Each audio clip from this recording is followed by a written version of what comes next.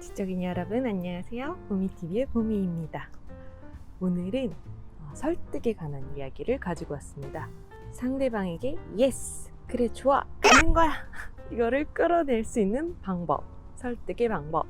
여러분이 원하는 것을 얻기 위해서 상대의 마음부터 사로잡는 기술이 필요할 텐데요. 상대에게 이용당하지 않으면서도 원하는 방향대로 일이 술술 풀리게 하는 방법. 오늘은 설득의 힘에 대해서 이야기해 보려고 합니다. 설득을 위한 가장 간단한 법칙 딱 3가지를 말씀드리고 싶은데요. 제가 굉장히 인상 깊게 읽은 책, 설득의 심리학. 네, 여러분이 잘 알고 계시는 로버트 치알디니 박사님의 책입니다. 설득의 심리학, 설득의 과학이라고도 하는데요. 영문 제목은 Influence, Science and Practice라는 제목으로 출판이 되었죠. 이 책은 2014년경에 출판돼서 전 세계에 300만 부가 팔린 유명한 책입니다. 저도 요즘 인플루언서로 이것저것 활동을 해보고 있는데요. 누군가에게 영향력을 행사해서 예스를 끌어내고 행동을 변화시키는 것.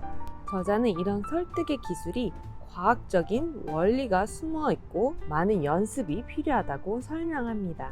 오늘은 이 책과 함께 제가 경험했던 것들, 제가 투자를 유치했던 경험이라든지 혹은 조직 내에서 직원들이랑 함께 설득의 과정을 거친다든지 또 10년 이상 된 마케터로서, 전략가로서 사람들을 설득해왔던 경험들과 함께 이 책에서 소개한 원칙을 같이 설명해 보도록 하겠습니다. 보통 일반적으로는 사람들이 설득의 상황에서 굉장히 다양한 모든 정보들을 다 보고서 그것을 선택한다고 생각할 수가 있는데요. 그런데 실제는 그렇지 않다는 거. Nope. 대개는 하나의 단편적인 정보에 의존해서 선택을 한다는 거죠. 사람들이 그렇게 복잡한 거를 좋아하지 않고 간편한 방법으로 딱 의사결정을 하는 거를 선호한다고 합니다. 상대의 마음을 사로잡는 설득의 법칙 3가지. 첫 번째는 설득을 구성하는 3요소를 기억하자입니다. 여러분이 잘 알고 계시는 고대 그리스 철학자 아리스토텔레스는 3가지가 갖추어지면 설득의 효과가 올라간다고 말한 바 있어요. 첫 번째가 에토스, 신뢰감의 형성이죠. 두 번째가 로고스, 논리적인 이야기를 말합니다. 세 번째가 파토스, 감성의 영역을 얘기해요. 감정적으로 호소하는 걸 말하죠. 이 3가지 중에서 우리가 처한 상황을 잘 분석해가지고 가장 합리적인, 가장 무게중심을 어느 쪽에 3가지 중에서 어느 쪽으로 두어야 될지 판단을 해서 설득을 하면 효과가 올라간다고 합니다. 그러니까 어떤 부분을 강조해서 이 사람에게 설득을 해야 될지 고민을 할 필요가 있는 거죠. 그래서 설득의 요소를 구성하는 3가지 요소를 이해하고 있는 게 중요합니다. 이 3가지를 잘 활용해서 전략적으로 상대를 설득한다면 저희는 시간도 줄이고 효과도 높일 수가 있겠죠. 3가지 요소를 조금 더 자세히 짚어보도록 할게요. 신뢰가 1번인 거는 너무도 중요한, 모두가 이해할 수 있는 거라고 생각을 하는데요. 신뢰가 없다면 이 사람의 말에 무게감이 확 떨어지게 되고요. 이 말이 맞는지, 믿을 만한 정보인지, 이야기인지에 대한 확인 절차가 추가로 들어갑니다. 그러니까 신뢰하는 사람이 얘기하는 것보다는 신뢰하지 않는 사람이 얘기할수록 저희는 시간과 노력을 더 쓰게 되는 거죠. 그래서 신뢰할 만한 친구가 소개해주는 사람이나 혹은 정보나 이런 것들에 대한 이제 저희가 믿음이 쉽게 가는 반면에 신뢰할 수 없는 사람이 보낸 이메일, 정보가 많이 들어있어도 스팸성 이메일 이런 거에 대해서는 저희가 관심을 안 들이게 되고 시간과 노력을 거의 투여하지 않는 편이죠. 정보가 훨씬 많음에도 불구하고 막상 읽어보면 그럴듯한 내용임에도 불구하고 저희는 신뢰가 없기 때문에 반신반의하면서 이 정보에 대해서 중요도나 우선순위를 높게 두지 않는 경향이 생기는 거죠. 또 논리는 어떨 때 중요하냐 하면 상대방이 반대의 생각을 가졌을 때 특히 더 중요합니다. 반대의 생각을 가진 사람들 설득하려고 할 때 그 사람이 논리적으로 이해할 수 있게 주장의 근거나 백데이터, 수치 이런 것들을 활용하면 설득의 확률이 높아질 수 있는 거죠. 예를 들어 저 같은 경우에는 벤처 투자, 스타트업 투자를 받는 케이스니까 앞으로의 이 지금 서비스 혹은 저희가 생각하는 사업의 시장성 이런 거 수치로 예측이 좀 가능하고 기존의 백데이터 자료들이 좀 있고요. 또 저희가 실제로 서비스를 만들고 고객을 만나면서 만들어왔던 숫자들 이런 것들을 또 기반으로 설명을 할 수가 있습니다.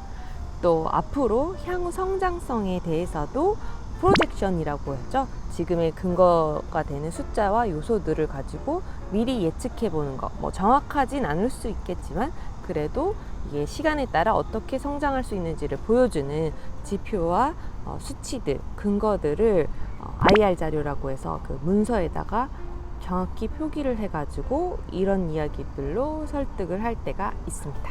아마도 대부분의 비즈니스 문서들이 이런 논리성을 중요하게 생각할 거예요. 그리고 감성, 공감대 형성 같은 것들이 또 굉장히 중요한데요. 감성 같은 거나 공감대가 형성이 잘 되면 사람들에게 더 마음 깊이 자극을 해서 울림을 줘서 행동의 변화를 일으킬 수 있는 거죠.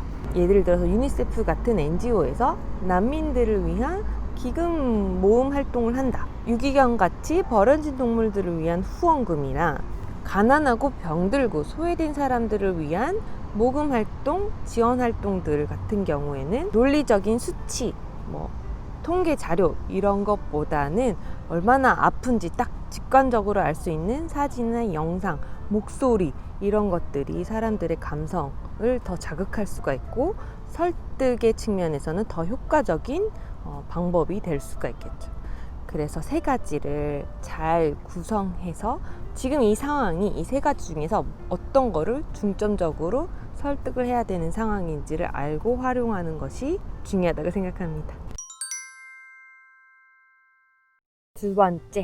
두 번째로 사람은 사회 동물이라고 하잖아요. 사회 활동을 하는 사회적인 동물로서 상호작용의 법칙을 따르게 됩니다.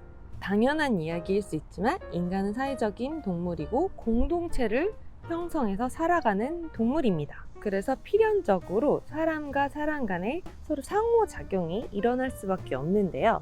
이 상호작용으로 서로 간에 영향을 많이 받게 되죠. 저희는 인간의 그 엔트로피 법칙이라고 해서 무질서하고 동물적인 본성을 누르면서 상호작용을 하면서 인간적으로 사회 활동을 하기 위해서 도덕 같은 규율 같은 이런 것들을 배우면서 사회화된 어른입니다. 그쵸?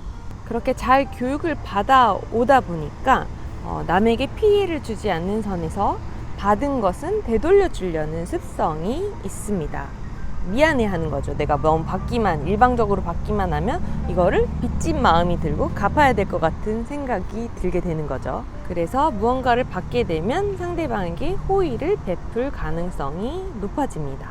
같은 맥락으로 통계 자료에 따르면 샘플을 받아본 상품을 더 사게 될 확률이 높아진다는 거죠. 또 미국의 한 레스토랑에서는 실험을 하나 했었는데요. 웨이터가 식사 후에 사탕을 하나 준 그룹이 있고 2개 준 그룹이 있었대요. 그런데 팁의 규모가 차이가 있었다고 합니다.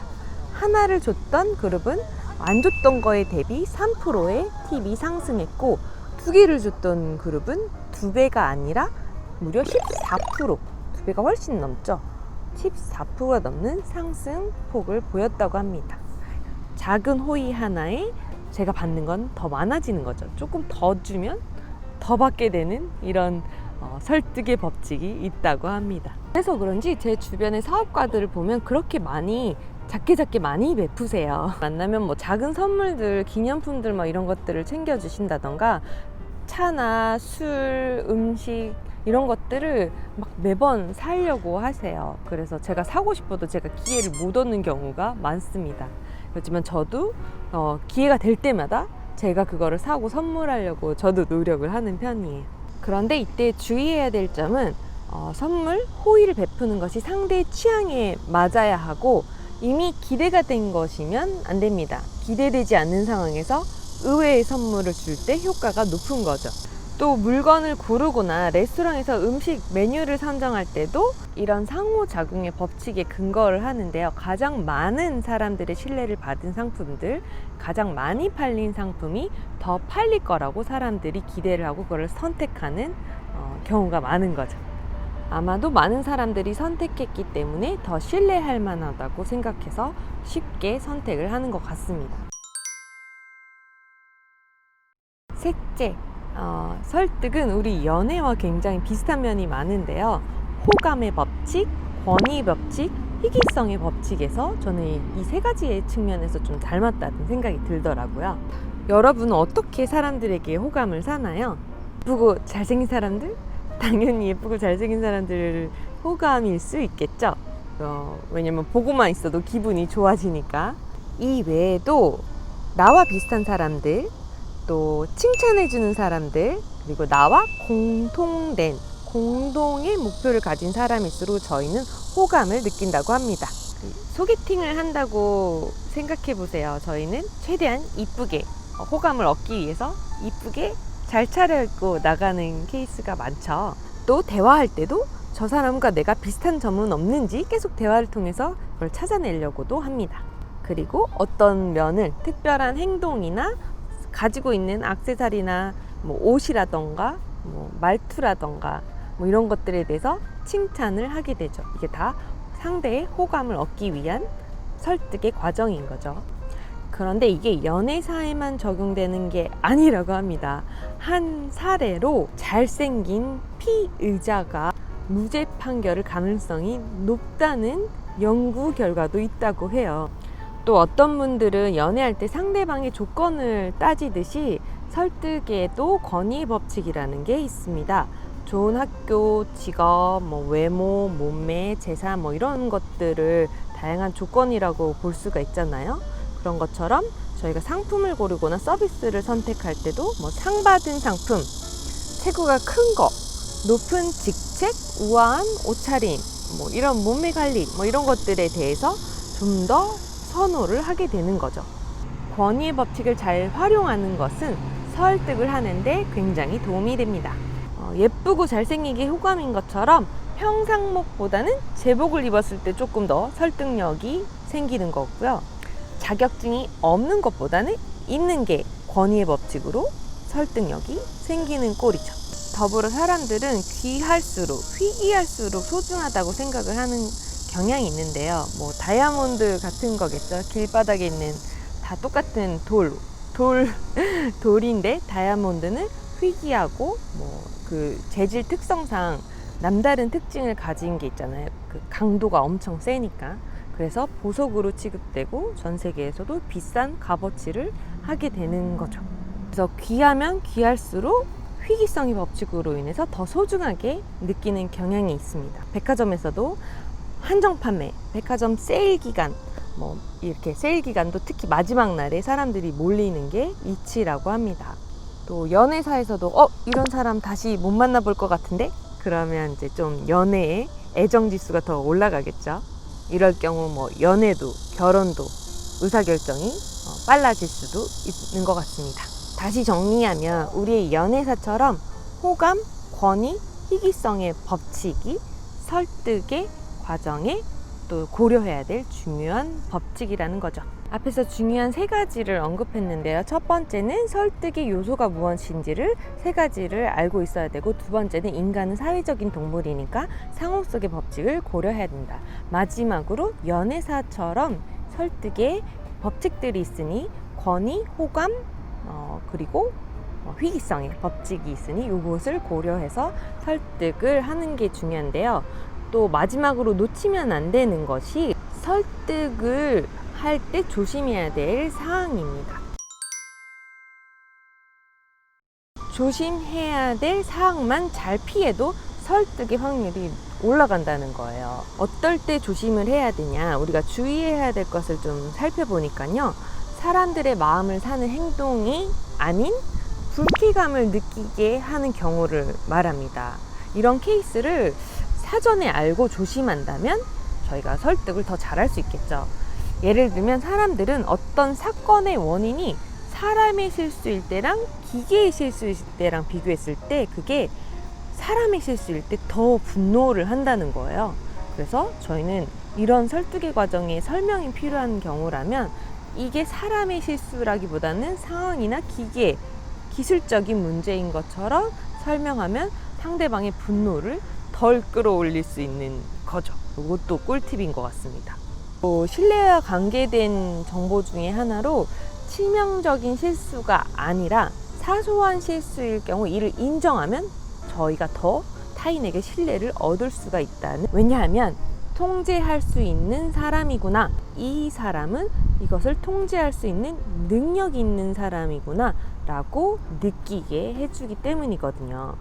이번에 한국 같은 경우는 코로나 사태가 초반부터 투명하게 공개가 된 반면에 일본은 그렇지 않았잖아요. 그래서 한국은 코로나 사태를 잘 대처했다고 신뢰를 많이 회복하고 오히려 더 기대보다 더 높게 신뢰를 받고 있지만, 일본은 그렇지 않은 케이스들 한 일례로 생각해 볼 수가 있습니다. 그리고 사람들은 무엇인가를 얻는 것보다는 무엇인가를 잃는 것에 정말 큰 심리적인 거부감을 가지고 있대요. 한 사례로 전기회사에서 직원이 주민들에게 전기 절감을 부탁할 때 매일 50% 절약할 수 있습니다 라고 말했을 보다 평균 50%를 지금 잃어버리고 계세요 라고 했을 때 최대 300%까지 그 지침이 더 잘 지켜졌다는 사례가 있대요.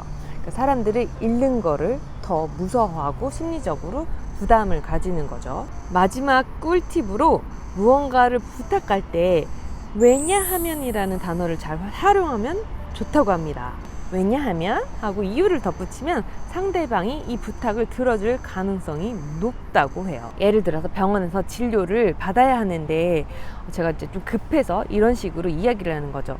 A는 이렇게 얘기합니다. 제가 먼저 진료를 받아도 될까요? B는 왜냐하면을 활용해서 이렇게 얘기를 해요. 제가 먼저 진료를 받아도 될까요? 왜냐하면 제가 급한 일이 있거든요. 이게 B가 더 설득력이 있다는 거예요. 여기서 특이한 점은 이게 무의미한 이유를 대더라도 이유를 제시하는 것이 훨씬 낫다라는 것입니다. 다시 한번 예를 들어볼게요. 제가 먼저 표를 사야 될 것 같아요. 이게 A고, B는 제가 먼저 표를 사야 될 것 같아요. 왜냐하면 제 아내가 곧 아기를 낳습니다.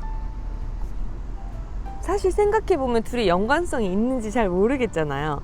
근데 어떻게 보면 이렇게 약간 사소한 부탁에는 별 상관없는 이유, 사소한 이유가 효과적일 수가 있대요. 그런데 주의해야 될 거는 더 큰 부탁을 할 때는 이유와 부탁 사이에 상관관계가 꼭 있어야 된다는 점을 주의해야 한다고 합니다.